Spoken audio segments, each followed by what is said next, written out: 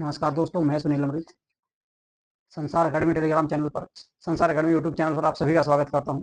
और संसार अकेडमी के नाम से हमारा एक टेलीग्राम चैनल भी है, जहां से आपको लोगों को ये पीडीएफ आपको प्राप्त हो जाएगी भाई। ठीक है, तो चलिए करते हैं क्लास को स्टार्ट। ये क्लास नंबर रहेगी आपके साथ, क्योंकि इससे पहले हम लोग क्लास कंप्लीट कर चुके हैं। कितनी? इससे पहले 6 क्लासें मूल विधि की कंप्लीट हो चुकी है और प्रत्येक क्लास में 20 क्वेश्चन करते हैं हम, तो इसलिए नाम रखा गया है इसका T20 सीरीज। चलिए सबसे पहला क्वेश्चन देखते हैं आज कौन सा है। तो सबसे पहले क्वेश्चन की अगर हम बात करें तो सबसे पहला क्वेश्चन आएगा, जमींदारी उन्मूलन समिति के तत्कालीन अध्यक्ष कौन थे? जमींदारी उन्मूलन समिति के तत्कालीन उपाध्यक्ष पूछा गया। ठीक है, उपाध्यक्ष कौन थे? ठीक है, उपाध्यक्ष कौन थे? देखो, इससे पहले भी एक क्वेश्चन इस तरह का आपको देखने को मिला था, उसमें पूछा गया था आपका अध्यक्ष। तो अध्यक्ष थे आपके उत्तर प्रदेश के पहले मुख्यमंत्री, यानी पंडित गोविंद वल्लभ पंत। लेकिन अब पूछ रहा है इसका उपाध्यक्ष। पिछली क्लास में मैंने आपको उपाध्यक्ष का नाम भी बताया था, कौन थे? हुक्म सिंह। तो उपाध्यक्ष कौन थे भाई? हुक्म सिंह। तो हुक्म सिंह इसका सही आंसर आ जाएगा, बी आंसर आपका इसमें सही होगा। अगला क्वेश्चन देखेंगे, क्वेश्चन नंबर 2। किस वाद में अवधारित किया गया कि कोई भी पंजीकृत सोसाइटी गैर राजनीतिक स्वैच्छिक संघ अनुच्छेद 32 के अधीन उपचार के लिए रिट याचिका फाइल कर सकती है? यानी कोई भी मुकदमा दर्ज कर सकता है, कोई भी आपका मुकदमा दर्ज कर सकता है आपका मौलिक अधिकारों को लेकर। यदि मौलिक अधिकारों को लेकर कोई आपका उल्लंघन होता है भारतीय संविधान में, मौलिक अधिकारों का उल्लंघन किया जाता है किसी के द्वारा, तो कोई भी कंपनी या संघ या राजनीतिक संगठन या गैर राजनीतिक संगठन या गैर पंजीकृत सोसाइटी मुकदमा दर्ज कर सकती है आर्टिकल 32 के तहत सुप्रीम कोर्ट में। 5 प्रकार की रिट जारी जिसमें की जाती है। तो कौन से मुकदमे में ये प्रावधान किया गया था, ये आपको इसमें बताना है। तो ये मुकदमा था भाई आपका डी एस नकारा बनाम भारत संघ। डी एस नकारा भारत संघ जो आया था, ये आपका मुकदमा 1988 में आया। 1988 में ये आया था, कहां पर? सुप्रीम कोर्ट में। तो सुप्रीम कोर्ट में इस मुकदमे में फैसला दिया गया कि कोई भी मौलिक अधिकारों को लेकर आपका रिट जारी कर सकता है। तो आंसर हो जाएगा कौन सा? ए। क्वेश्चन नंबर 3 की बात करें, पीआईएल पर आधारित है। तो पीआईएल किस पर आधारित है? पीआईएल की अगर मैं बात करूं तो ये आपका जनता के हित में की जाती है। तो इसमें आपका सामाजिक अनुबंध तो आएगा नहीं, और अधिकार न्याय शास्त्र भी इसमें शामिल नहीं होगा। तो इसमें अगर हम बात करें, इसमें आ जाएगा सामाजिक इंजीनियरिंग। पीआईएल जो है वो सामाजिक इंजीनियरिंग पर आधारित है, क्योंकि इसमें जनहित याचिका की अवधारणा को जो है सबसे पहले कहां से लिया गया? अमेरिका में। इसका वही देखो, जनहित याचिका का सबसे पहले उपयोग अगर आपसे पूछ रहे कहां पर किया गया, तो सबसे पहले किया गया था अमेरिका में। सबसे पहले जनहित याचिका का इस्तेमाल किया गया अमेरिका में। ठीक है, इसके बाद भारत में भी इसका इस्तेमाल किया गया। भारत में इसके प्रवर्तक कौन माने जाते हैं? तो 2 न्यायाधीश थे, एक का नाम था V R Krishna. Supreme Court के एक न्यायाधीश थे वी आर कृष्णा, उनका नाम था, ये आर है भाई, वी आर कृष्णा। तो वी आर कृष्णा थे। इसके अलावा दूसरे कौन थे? पी एन भगवती, न्यायाधीश भगवती भगवती न्यायमूर्ति पी एन भगवती और न्यायमूर्ति वी आर कृष्णा, 2 इसके भारत में प्रवर्तक माने जाते हैं। तो सी आंसर हो जाएगा आपका सामाजिक इंजीनियरिंग, इसका सही आंसर होने वाला है। क्वेश्चन नंबर 4 की बात करें तो क्वेश्चन नंबर 4 को अगर हम देखें, निम्नलिखित में से कौन साइबर अपराध के प्रकार में शामिल है? साइबर अपराध के प्रकार में निम्नलिखित में से कौन सा शामिल है, ये आपको इसमें बताना है। चलो जी, देख लेते हैं इसको, कौन सा इसका आंसर सही होने वाला है। देखो भाई, साइबर अपराध की अगर मैं बात करूं आप लोगों के सामने,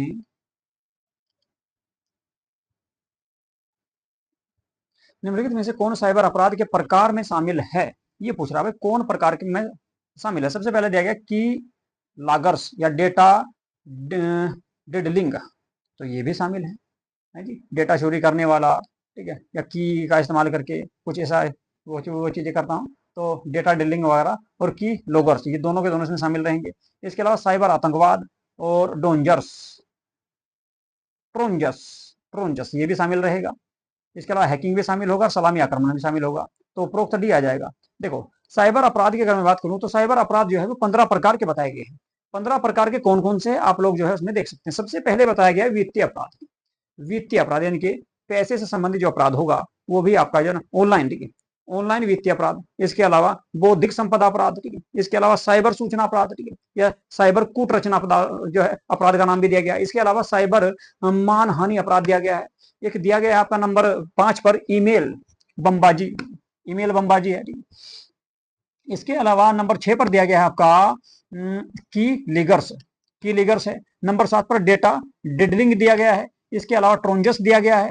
इसके अलावा हैकिंग भी दिया गया है, तो हैकिंग भी अपराध है। इसके अलावा साइबर आतंकवाद है, सलामी आक्रमण है। इसके अलावा आपका स्टाकिंग है, साइबर स्टाकिंग आ जाएगा। और वेब डिफेंसमेंट भी आपका साइबर अपराध होता है। इसके अलावा ईमेल कपट और वेब जैकिंग इत्यादि को इसमें शामिल किया गया है। तो कुल मिलाकर ये सारे के सारे क्या हैं, ये सारे साइबर अपराध घोषित किए गए हैं। तो कुल मिलाकर इसमें भी आपका उपरोक्त सही डी आ जाएगा, इसका सही आंसर क्वेश्चन नंबर 4 का। अब बात करेंगे क्वेश्चन नंबर 5 के। निम्नलिखित में से किसे सेवा से वंचित अपराध माना जाता है? सेवा से वंचित अपराध किसे माना जाएगा, ये आपको इसमें बताना है। देख लो भाई क्या है। सेवा से वंचित यानी कि सेवा से हटाना, नौकरी से हटाना अपराध माना जाएगा। नेटवर्क पर उपभोक्ताओं या उपयोगकर्ताओं का की भरमार होना, जिसे वैध नेटवर्क ट्रैफिक रुक जाए, वैध नेटवर्क ट्रैफिक रुक जाए, तो ये भी भाई साहब आपका सेवा से वंचित माना जाएगा। नेटवर्क पर उपयोगकर्ताओं की भरमार होना यानी कि नेटवर्क पर कनेक्टिविटी पर उपयोगकर्ताओं की संख्या बहुत ज्यादा हो गई, उपयोगकर्ताओं की संख्या बहुत अधिक हो गई, तो उसको क्या माना जाएगा? तो उसको भी माना जाएगा क्या? नेटवर्क पर उपयोगकर्ताओं की भरमार होना माना जाएगा उसको, ठीक है। जिससे क्या होगा? जिससे वैध नेटवर्क ट्रैफिक रुक जाएगा। इसके अलावा इंटरनेट कनेक्शन में बाधा डालना, इंटरनेट कनेक्शन में बाधा भी डलेगी इससे, ठीक है। तो ये भी आपका सेवा से वंचित माना जाएगा। जानबूझकर कंप्यूटर सिस्टम में कोई वायरस डालना, ये नहीं होगा, ये इसमें शामिल नहीं होगा भाई, ठीक है। तो इसको हटा देंगे। तो कौन सा रहेगा फिर इसमें? इसमें आ जाएगा जी आपका कौन सा? इसमें आएगा भैया बी आंसर। तो ए और बी यानी कि बी ऑप्शन आपका इसमें सही हो जाएगा। तो बी आंसर सही हो जाएगा। तो पांचवें जो क्वेश्चन है उसका आंसर सही होगा आपका बी। अगले क्वेश्चन को देखते हैं। क्वेश्चन नंबर 6 की बात करेंगे। क्वेश्चन नंबर 6 दिया गया, सूचना तकनीकी अधिनियम की किस धारा के अधीन धोखे द्वारा कंप्यूटर के स्रोतों का प्रतिरूपण को अपराध घोषित किया गया है? बताओ भाई, इसका आंसर बताना है। ऑप्शन ए में दिया गया धारा 66 बी में है आपका 67 सी में 66 डी और डी में दिया गया आपका धारा 72 बी। तो कौन सा इसका सही आंसर होगा, ये आपको इसमें बताना है। बताओ जी फटाफट इसका आंसर बताने का प्रयास करो आप लोग, क्या इसका आंसर हो सकता है। दोबारा से क्वेश्चन पढ़ देता हूँ। क्वेश्चन नंबर है आपका 6 और इसमें दिया गया आपका क्या? क्वेश्चन नंबर 6 में दिया गया आपका सूचना तकनीकी अधिनियम जो आपका 2000 में आया था, उसकी बात कर रहे हैं। सूचना तकनीकी अधिनियम जो है ये कब आया? 2000 में आया था भाई। तो सूचना तकनीकी अधिनियम जो 2000 में आया था, इसकी कौन सी धारा के अधीन धोखे द्वारा कंप्यूटर के स्रोतों का प्रतिरूपण को अपराध घोषित किया गया है? तो भाई धारा है आपकी 66, धारा 66 डी इसमें घोषित किया गया जी। धारा 66 डी में घोषित किया गया। देखो कहाँ है धारा 66 डी, सी ऑप्शन आपका इसमें सही हो जाएगा जी। अगला क्वेश्चन देखते हैं। Question number 7। तो खाली स्थान है। भारतीय दूरसंचार वियामक प्राधिकरण यानी कि ट्राई जिसे कहते हैं द्वारा प्रस्तुत की गई एक संकल्पना है जिसमें एक व्यक्ति कारोबार प्रचार वाले फोन और संदेश रोकने के लिए अपने फोन का विवरण पंजीकृत करा सकता है। बताओ भाई कौन सा इसका सही आंसर हो जाएगा?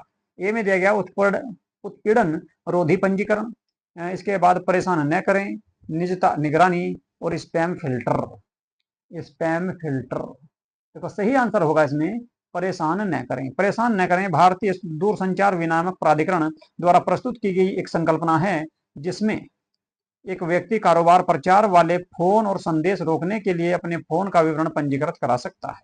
तो परेशान न करें, तो बी आंसर आपका सही हो जाएगा इसमें, है do not disturb. B answer इसका सही हो जाएगा भाई। चलिए जी क्वेश्चन नंबर 8 देखेंगे। क्वेश्चन नंबर 8 दिया गया आपका सूचना प्रौद्योगिकी अधिनियम 2000 संपूर्ण भारत में कब लागू हुआ या प्रवर्त कब हुआ? देखिए संपूर्ण भारत में इसको लागू कब किया गया था? तो इसका लागू किया गया था 2000 में। कब? 17 अक्टूबर 2000 को। तो 17 अक्टूबर 2000 को सूचना प्रौद्योगिकी अधिनियम को पूरे भारत में लागू कर दिया गया। कब? 17 अक्टूबर सन 2000 को लागू कर दिया गया था। तो सी आंसर आपका इसमें सही हो जाएगा। इसके बाद बात करेंगे क्वेश्चन नंबर 9 की। संविधान के किस अनुच्छेद का संरक्षण उन सभी व्यक्तियों को प्राप्त है जिन्हें कोपीपोसा के अधीन निरुद्ध किया गया है जी? कोपीपोसा तो अनुच्छेद 22(4) दिया गया है। इसके अलावा फिर आपका अनुच्छेद 22(5) दिया गया है, और 22(5) के बाद इसमें दिया गया अनुच्छेद 24(1) और अनुच्छेद 22(2). तो ए में है अनुच्छेद 22(4), बी में अनुच्छेद 22(5), सी में अनुच्छेद 24(1) और डी में दिया गया अनुच्छेद 22(2). तो कौन सा इसका सही आंसर होगा ये आपको इसमें बताना है। ठीक है, चलो जी बताओ फटाफट इसका आंसर क्या हो सकता है। संविधान के किस अनुच्छेद का संरक्षण उन सभी व्यक्तियों को प्राप्त है जिन्हें कोपी पोसा। देखो भाई, एक मुकदमा आया था, एक केस आया था उच्चतम न्यायालय में, सुप्रीम कोर्ट में, जिसे जाना गया नरेंद्र बनाम बीबी गुजरात।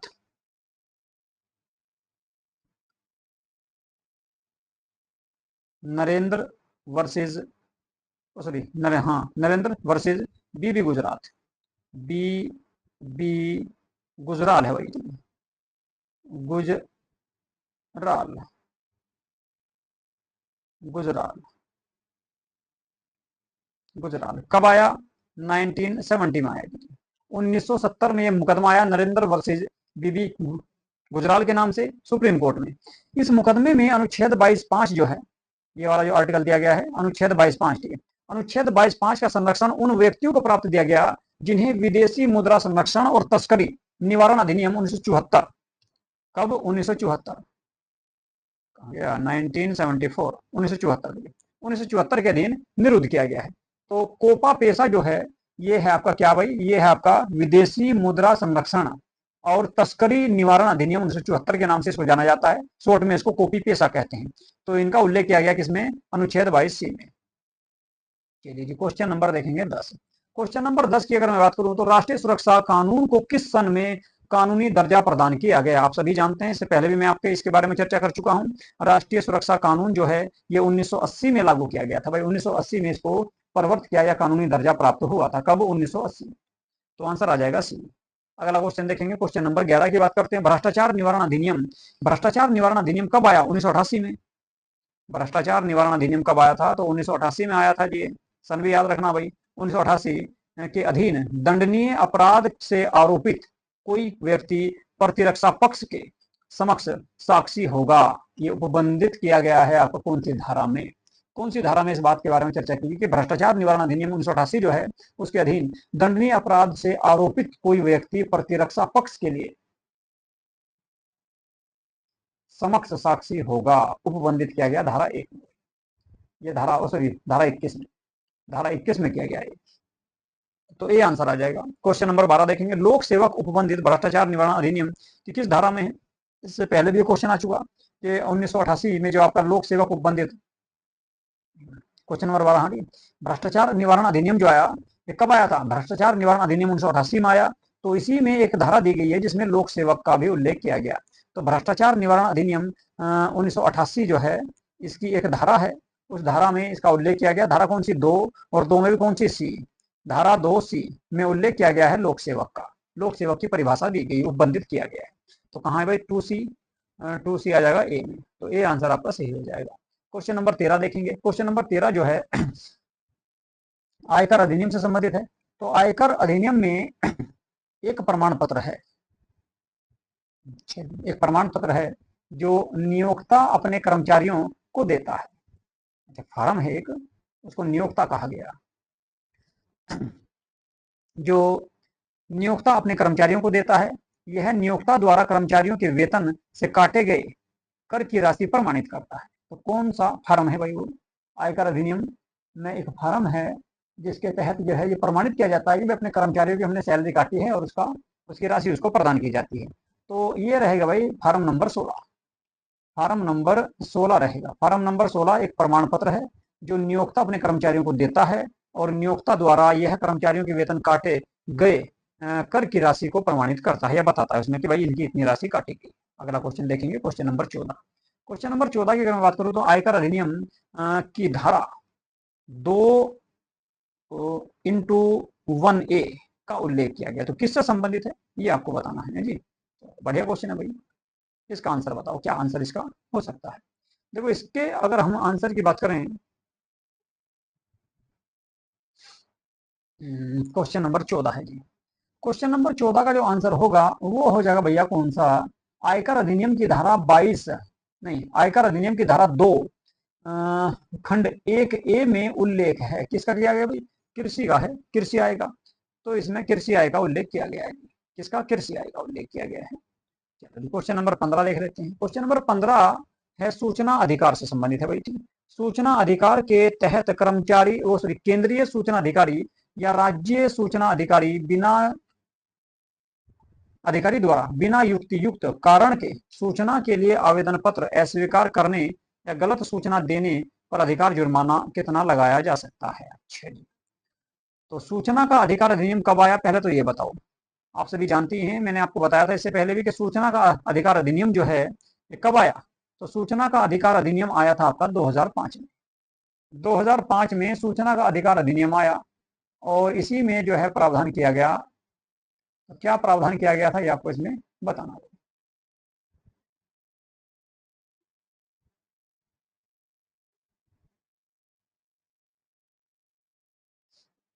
तो सूचना का अधिकार अधिनियम कब आया जी? 2005 में आया। 2005 में ये एक्ट आया था। इसमें एक धारा है, धारा नंबर 20। धारा नंबर 20 धारा नंबर 20 में बताया गया कि यदि कोई केंद्रीय सूचना अधिकारी या फिर राज्य सूचना अधिकारी बिना युक्त कारण के या बिना उचित कारण के किसी आपके आवेदन पत्र को निरस्त करता है या उसके बारे में गलत सूचना देता है तो उस पर 25,000 रुपए का जुर्माना लगाया जाएगा। कितने का? 25,000 रुपए का। 25,000 रुपए का जुर्माने का प्रावधान किया गया है। तो सी आंसर हो जाएगा। अगला क्वेश्चन देख लो भाई। क्वेश्चन नंबर 16 की बात करते हैं। क्वेश्चन नंबर 16 जो है वो है ऐसी सूचना जिसके प्रकटीकरण से न्यायालय का अवमान हो यानी कि अपमान हो लोक प्राधिकारियों द्वारा दी जा सकती है। क्या दी जा सकती है? ऐसी सूचना जिसके पर एक मिनट भाई, बैटरी डाउन होगी। चलो कोई मिनट नहीं, एक मिनट। ऐसी सूचना जिसके प्रकटीकरण से न्यायालय का अवमान हो लोक प्राधिकारी द्वारा दी जा सकती है। क्या लोक प्राधिकारी के द्वारा दी जा सकती है? जी नहीं, ऐसी सूचना नहीं दी जा सकती जिससे अवमाननीय या न्यायालय के अपमान हो। तो ऐसी सूचना नहीं दी जा सकती। बी आंसर हो जाएगा। क्वेश्चन नंबर 17 की बात करेंगे। क्वेश्चन नंबर 17 है आपका सूचना के अधिकार अधिनियम जो 2005 में आया था। सूचना का अधिकार अधिनियम 2005 में जो आया उसके तहत कौन सी धारा के उपबंध तुरंत अर्थात 15/6/2005 से प्रभावी हो गए थे? यानी कौन सी वो धारा थी जिसके नियम कानून जो है तुरंत लागू कर दिए गए? तो उनके बारे में बात करेंगे भाई, कौन कौन सी। देखो भाई, धारा आपकी धारा 1(3) के अनुसार, धारा 1 खंड 3 के अनुसार ये कहा गया कि भाई धारा 1 तो 4(1), धारा 4(1) दी गई थी? नहीं दी गई थी। तो धारा 4(1), इसके अलावा धारा 5(1),